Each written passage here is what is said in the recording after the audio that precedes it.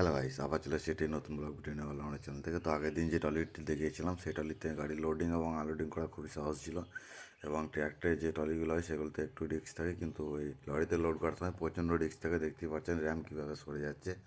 তো যার কারণে বলছি, যখনই ট্রলারে লোড হবে খুব সাবধানতাভাবে তো লোড করবেন, কারণ ট্রলারে লোড করা খুবই সমস্যা। র্যাম আঁকশি করার মতো কোনো জায়গা থাকে না।